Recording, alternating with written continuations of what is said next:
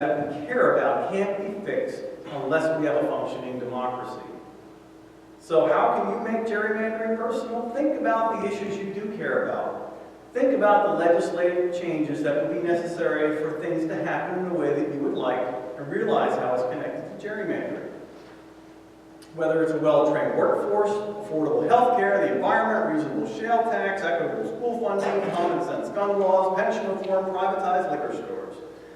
What are the topics that you do wake up in the morning thinking about? Because until we get our gridlock system fixed, we cannot make progress on what matters.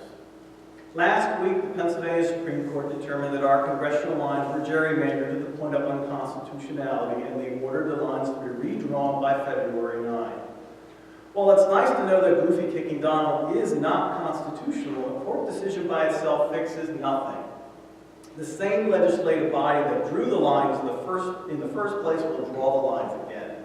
They can still use the same partisan and demographic information to best fit their purposes. So, they can move the lines by a street or two and then call the map less gerrymandered.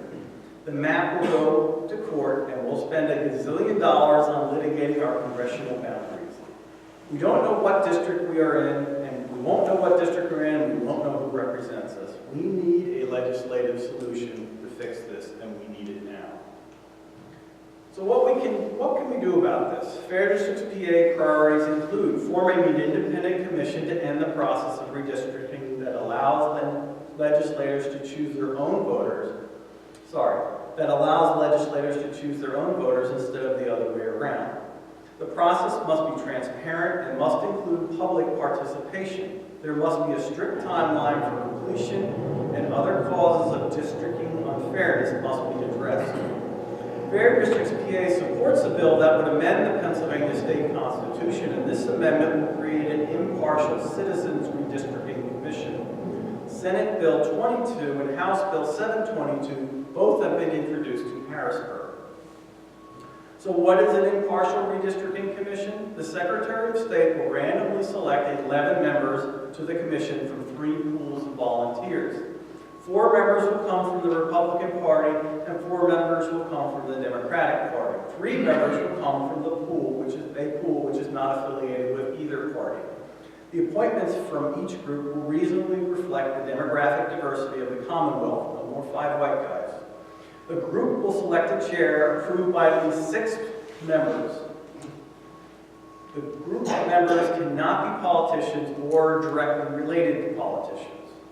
The independent commission will develop procedures and process, and the process and procedures will be posted for review on a public website. Only current population data can be used for drawing lines. The following information cannot be used: voting records, party registration, socioeconomic indicators such as age, subscriptions, car zones, and education. Hearings must be held and public reaction must be gathered. A proposed map must be published on a public website, and the final plan must be approved by a vote of 7, and that vote must include at least 1 vote from each of the 3 pools in the commission. This impartial Citizens Commission will draw lines for both the State House and State Senate and for U.S. congressional districts. It wouldn't need legislative approval or the governor's signature, and if somebody feels that it's a really bad map, there could be a Supreme Court review of the plan. You can't take the politics out of the process, we all know that. But you can remove the personal motive, and you can provide strong safeguards against partisan motivation. Just about every other country, and this is a very important point, just about every other democratic country in the world uses some sort of independent redistricting commission to draw their lines. Getting a state constitutional amendment through is a 3-year process, and it all has to be done in time for the 2020 census. It will require engaged and informed citizens who advocate for change. It will not change overnight by simply signing a petition. We need to be able to engage our legislators. Municipal resolutions will make our legislators realize that we are serious about gerrymandering and we are serious about change. So where are we now, and where are the roadblocks? Currently, Senate Bill 22 has 16 sponsors. That's 5 Republicans and 11 Democrats. In the state Senate, hearings were going to be set up, but the Senate leadership has been using the current litigation that's been going on as a stalling tactic. In the State House, House Bill 722 currently has 102 sponsors. That's a majority of the House. 33 Republicans and 69 Democrats are sponsoring this bill. Despite the fact that the majority of the House members are co-sponsors, the committee chair, Darrell Metcalf, has said that he will not hold hearings. And then there's Speaker of the House, Mike Turzai. He's in charge of choosing committee chairs. And Mike Turzai could be putting pressure on Darrell Metcalf to hold hearings, but he's also been quiet. So how do we get from here to here? Because there are members of the state legislature who really don't want to give up the privilege of picking their voters, we really need to apply pressure. We apply pressure by calling, writing, emailing, visiting, and by passing municipal resolutions that support a state constitutional amendment to appoint an independent citizens commission to draw state and congressional districts. To date, 142 municipalities across the state have passed such resolutions. These municipalities include 13 municipalities in Montgomery County. Just last week, Upper Providence passed a municipal resolution, and the process has begun in Lower Providence and Hatfield townships. The municipal resolution is before the supervisors. I'm not going to read it for brevity, but it basically says that we support efforts to end gerrymandering here in Pennsylvania. We would ask tonight that the supervisors perhaps consider passing the resolution, or if need be, take that up in your next monthly meeting. If nothing changes, here's what we can expect. All-out war between Advantage 2020 and Red Map 2020, and millions of dollars in outside money will be spent on our next elections. And that money will be spent on increasingly destructive and toxic partisan attack ads. 3 to 5 individuals will continue to determine Pennsylvania politics for the next decade. There will be no compromise solution to important funding and policy issues, and voters will be perpetually disenfranchised. There will be a continued lack of representation by women and minorities, and we'll spend gobs and gobs of taxpayer dollars on lengthy legal challenges. Gridlock, dysfunction, and damage to our representative democracy will intensify. Yes, changing the system is a heavy lift, and as Nelson Mandela said, it always seems impossible until it's done. We can get this done. We would like to propose that the Board of Supervisors consider and adopt the municipal resolution which is before them this evening. So at this time, I'm happy to answer any questions on the presentation. Turn the lights back on.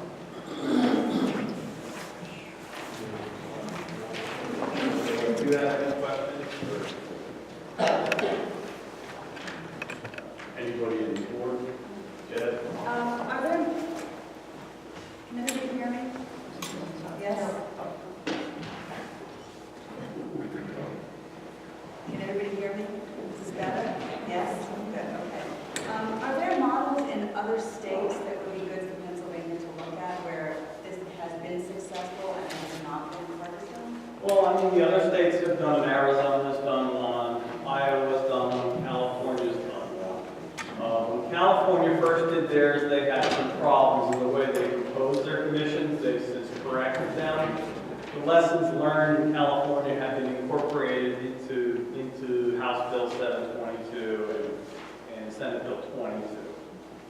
And those bills were developed where District PA was involved with Republicans and Democrats in the House and Senate in developing those bills. Thank you. Any other questions? Great. Thank you very much. Thank you. Well done. Very informative.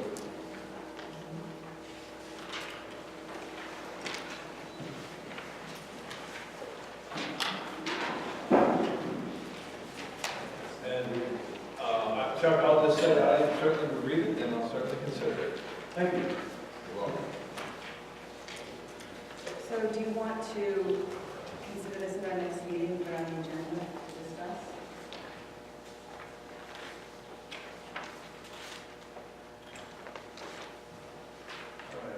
And how else would we consider it if we don't? I'll read it and personally look at it, read it. I'm not opposed, but I guess I would like legal, before we did anything that would be considered a resolution, I think, coming from us, it would have to be, I would want it to be reviewed by our attorney, our solicitor, and put it in such a form. I'm not sure if that's appropriate for tonight, but maybe you can look at it and give us an opinion next time. But that's how I feel at this point. I'm not very, Well, I will, if you will, go to the next one. Got it agreed. And so it's agreed that Tom, you or Damien will look at this. I'd be happy Make to sure go. it's written appropriately and if any changes need to be made so we can consider it.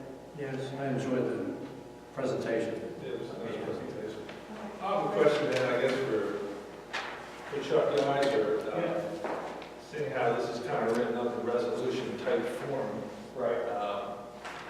is it altered? Has it been altered? Or is Fair Districts looking for this exact verbiage here? This is their recommended, Okay. right? That's For fine. the template, if you will, that other municipalities have been using or as a starting point. Yeah, I certainly don't want to add to it or subtract from it personally. I think Kevin has the electronic file. Yeah, you have a Word document, I think, right? I do, yeah.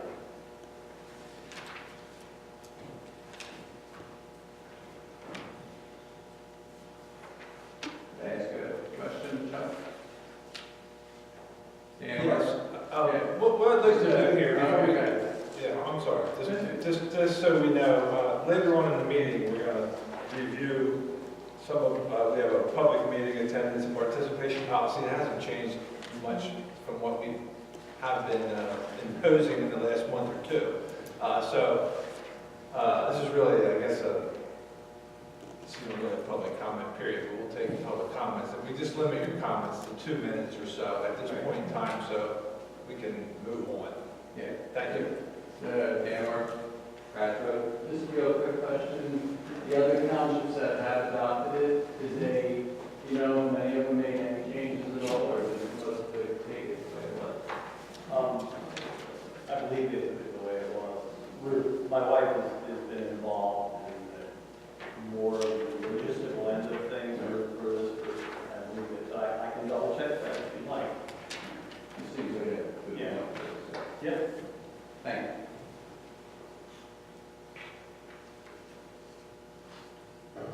So Kevin, I'll turn it over to you. Okay. Next item on the agenda is the approval of the December 19th, 2017 minutes. Did receive some many comments from Supervisor Exter, which I can certainly make part of the minutes. I believe everybody's gotten that email. I did. I read that email this afternoon, saw the amended minutes. I'm not opposed to the amended minutes. Did you get a chance to look at it? Yes, I did. Are these the amended minutes in the No. folder? They're not, No. we're, So- we're amended minutes. I don't have those done because I only got those. What I can do is I can make those changes and make that part for the next meeting, or you can adopt the minutes with those suggested changes. I'll move to adopt the minutes with the changes that were provided by email this afternoon. I haven't seen them yet, so I'm not prepared to vote. Okay? Could we table How that? about Especially since I was the one who proposed the additions, I would like to see them unless if Kevin has them here, I'd be happy to give them to Did you him. I write them? I did, but I'd like to see them before I vote. I Yeah. don't want to vote on something I haven't seen. I That get would that. be irresponsible. So you didn't see the email? I did not see the email with the changes. All right, well then I'll move to table the minutes. Is there a second? Second. Did I do that right? All in favor? Opposed? Okay? I'll make those changes So we're tabling the minutes till next time. till next week. Under correspondence, I have some information from the Pennsylvania Municipal Administration Training Center informing us of their scheduled classes or training that they provide. Correspondence from Montgomery County Norristown Public Library. Letter from our auditors, Kimball, Moore,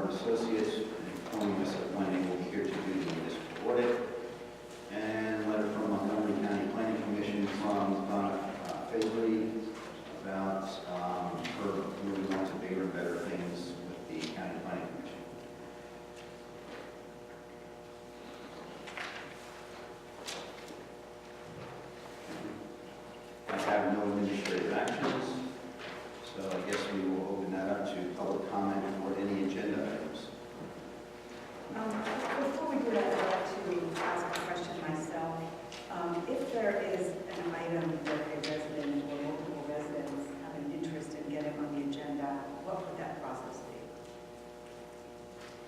I know in past municipalities, usually if I have something, email or some kind of written correspondence about a week before the meeting, we can certainly entertain them being on the agenda. And that will be up to the rest of the board to decide if that's the route or policy that you guys want to enforce or follow. So just to understand what you said is, if someone comes to you and says, I want frisbee throwing to be on the agenda, they would let you know, you would say, hey, I'll check with the other supervisors, we'll say, yes, we want to get frisbee throwing on the agenda, and add it to the agenda. Or we say, no, we don't think that's necessary, they come and talk to you about it in person, we don't need to have it. Is that? I guess it would depend on the issue or the topic of conversation that they want to bring up. I mean, I would think in the public comment period, they could bring up whatever they wanted to bring up or discuss whatever issues are on their mind or concern. I guess my comment on that is that I'd like to leave it up to the manager and the staff to look at what they have as the primary interest in business that needs to be done. Like, example, for this evening, I mean, it was fine, well worth it, half of an hour presentation. I don't have a problem with that, we've done that in the past, but I don't necessarily want to make it a habit to bring in, to extend meeting times and those kinds of things. I don't think, at least ever since I've been here, and I know some of the supervisors have been here, and I've read in other townships, how do you decide what goes on a meeting, what gets on the agenda? I think it's appropriate that supervisors can have a general meeting that would seem to make sense and decide at that point in time, or just via email or via communication, or just let the chairman decide. I guess I would argue that residents might have a subject that is of import to the community that would also be of importance to the rest of the community. And there ought to be an option for residents to come in with that topic and be able to get on the agenda. Again, if it makes sense, if it is of public concern and not just of concern to one person, if it can be resolved another way. So I like the principle for that to, for residents to be able to come in and propose an agenda item. Doesn't mean that they're on the agenda, but them to be able to come and propose an agenda item and have our manager and the other supervisors be open and receptive to getting on the agenda, as we were for this item. Yeah, I think we've, and certainly that's occurred in the past, when people propose it, whether it gets there or not, it's just pretty much left up to our manager. Sometimes there was some communication, that didn't actually happen very often.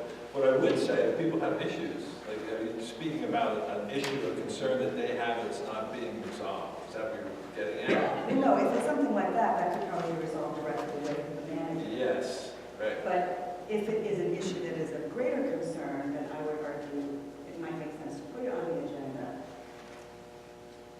And I would like to adopt the principle that residents may come forward to propose agenda items, and then it's up to the manager and supervisor to decide whether or not to put it on the agenda. I think that's given, personally. Okay, so we all agree.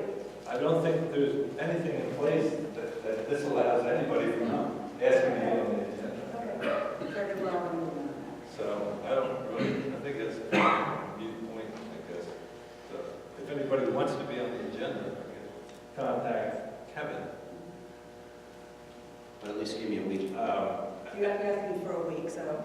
Yeah, at least a week's notice, and That's fair. that's fair. Like I said, depending on the number of requests and what else happens to be going on, it could be just discussed at the supervisor's level. What do you think? I agree on it, it's just, if it gets out of hand, we have to decide whether or not to do it or to do it. Yeah, in reference to this agenda, I called Kevin and asked if I could come to the meeting and do a presentation on regional police. Right. And I was told by Kevin that they don't put things on the agenda, that you have to wait till the end of the meeting to speak. Well, that's not what I'm hearing tonight then. That you can be put on the agenda. I wanted to give a presentation tonight on regional police and how to implement it and so forth.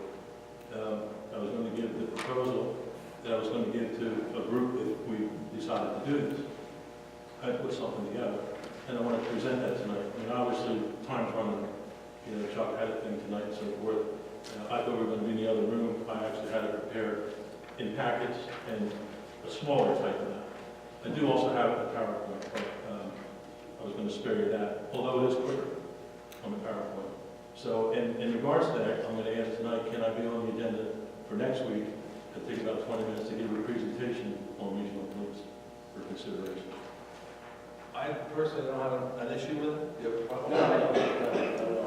I think it's just a timing thing, Bill. I got a little bit of wind to that. I knew you were having a presentation tonight, Chuck Yeiser, and how long that was going to go. I wasn't sure, so it was... Well, originally, see, that's the jeopardy of just saying, well, you know what, we don't put an agenda, we'll just say, hey, you can say it at the end of the meeting, but that might be 2 hours at the end of the meeting.